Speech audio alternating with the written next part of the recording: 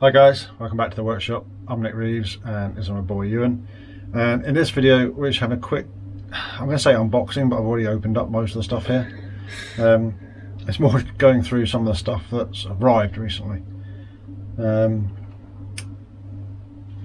a plan on the bench here because this video is probably going to be published before this plan has been worked on.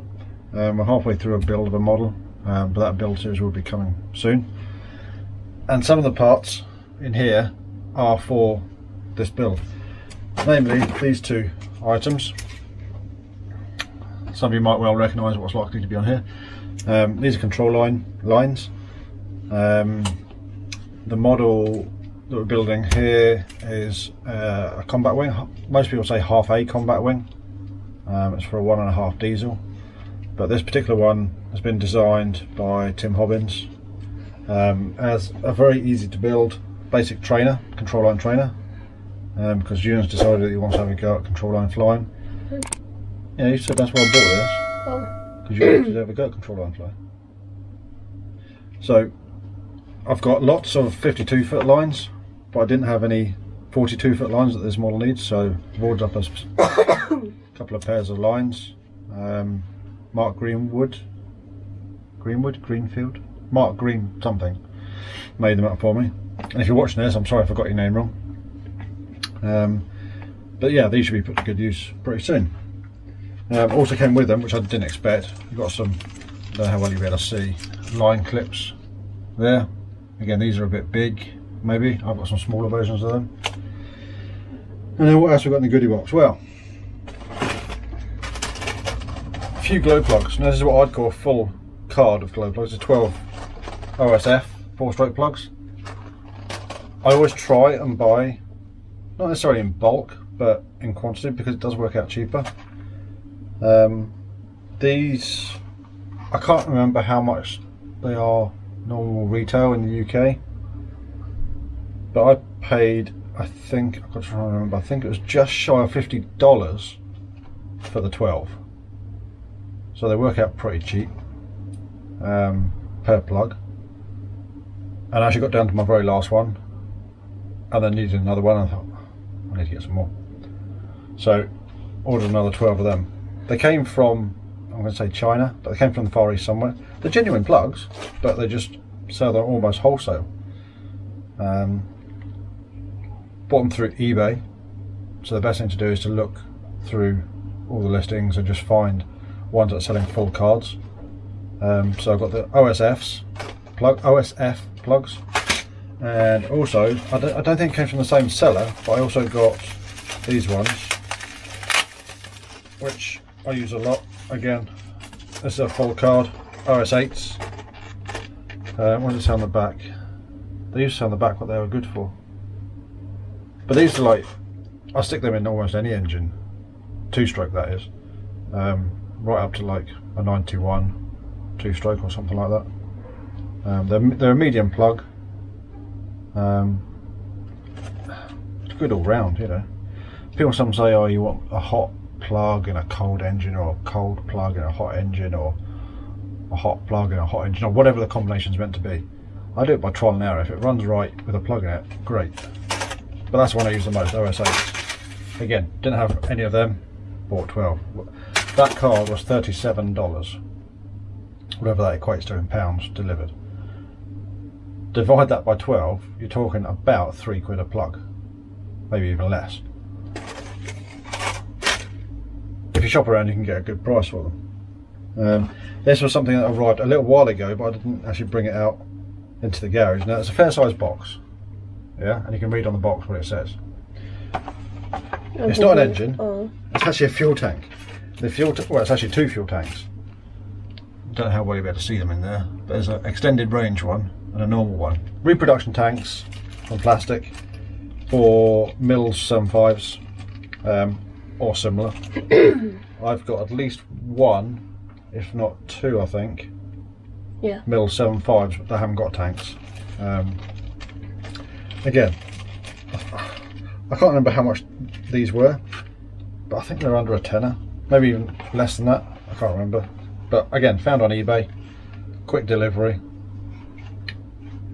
good tanks. Now, this brings me on to something I've been searching for a long time. What's that?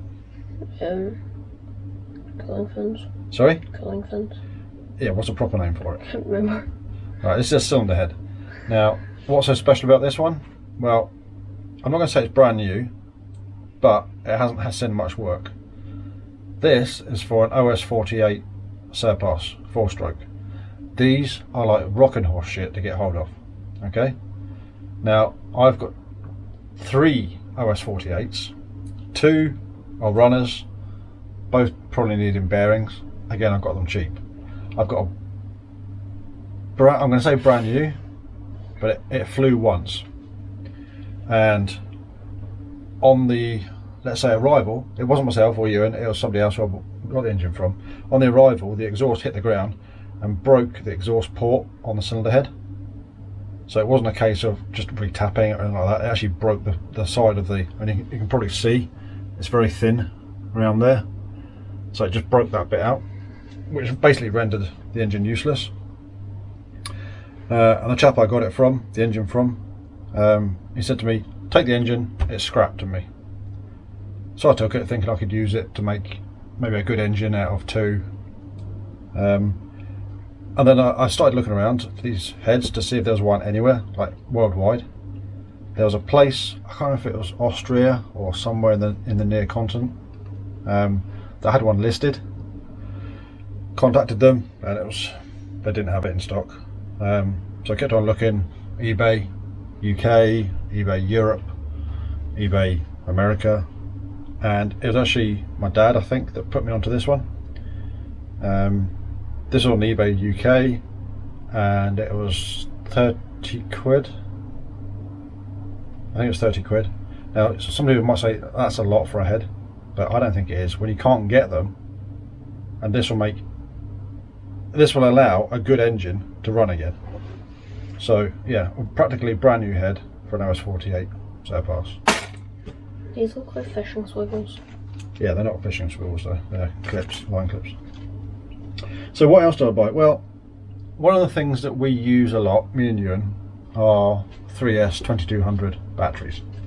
I was going through our battery stash, like flight case, where we put all of our 2200s. We've got like 25 of them, or had 25 of them. And I noticed some of them weren't going puffy, but they were going soft. They were starting to slowly puff out. And losing power. Yeah, you had a couple that weren't giving you as much capacity. Yeah, I had crashed a couple of times because of them. Well, not crashed, but yeah, other but rivals. You suddenly lost power, didn't Yeah. you, that you weren't expecting.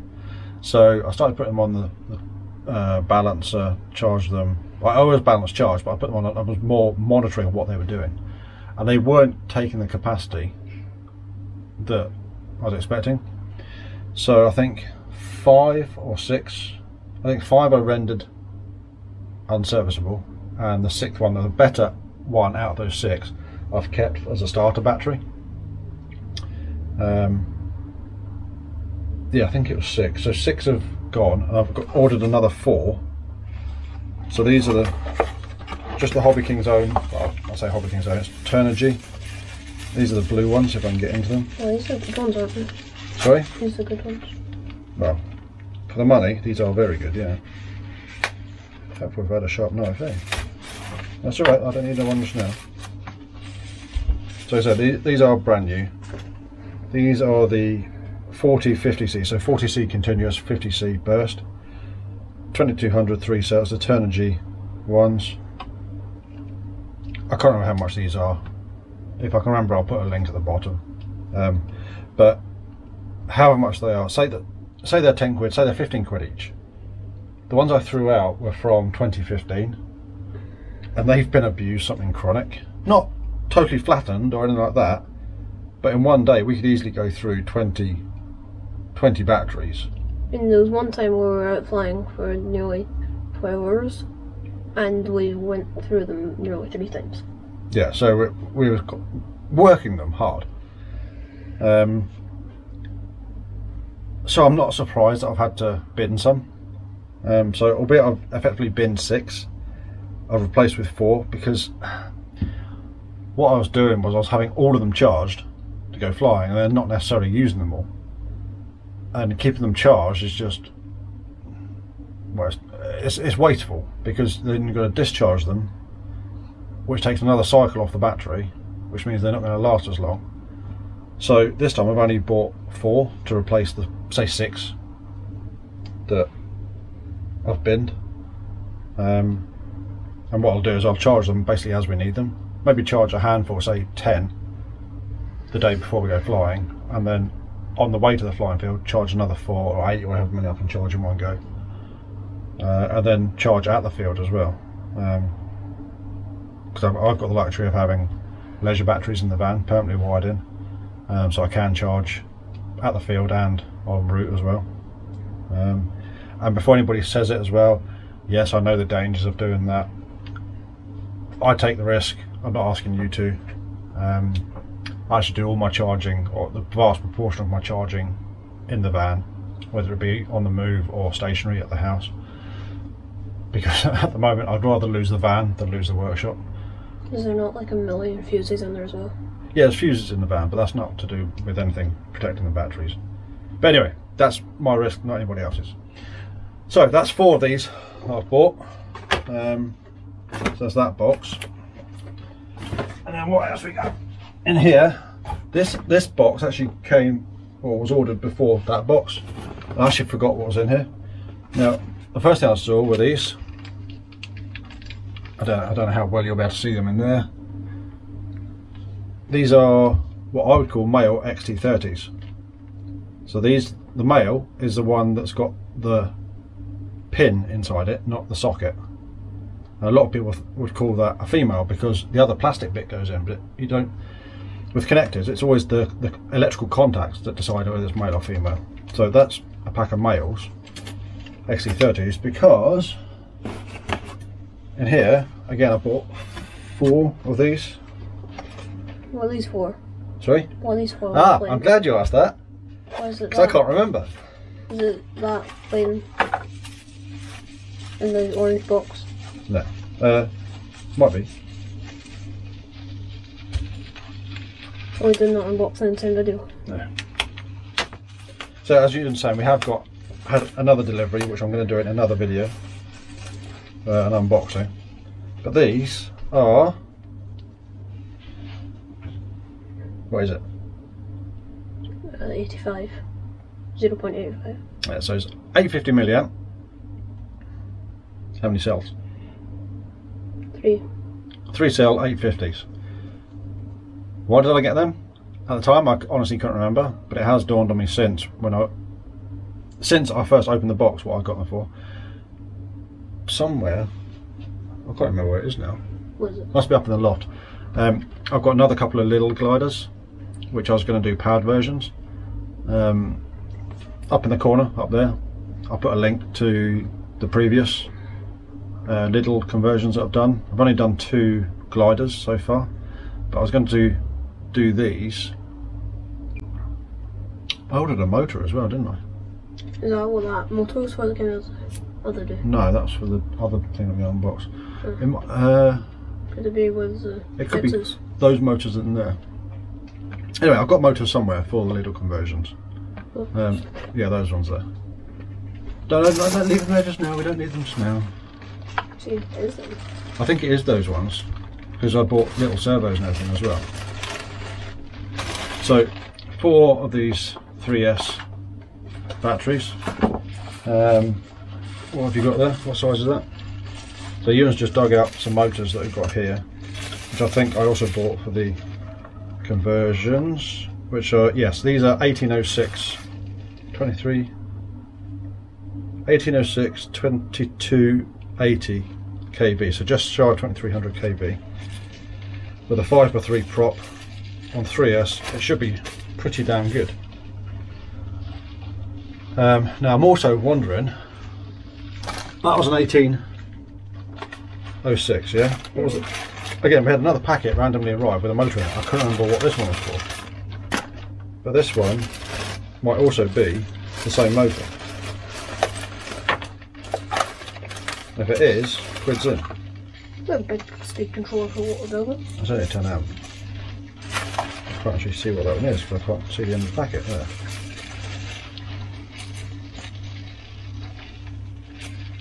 Oh no, this is a 1306. So this one will feature in another video for another thing that we're going to be unboxing. Probably quite soon after this video. We're doing it after. Yes, that's a 1306.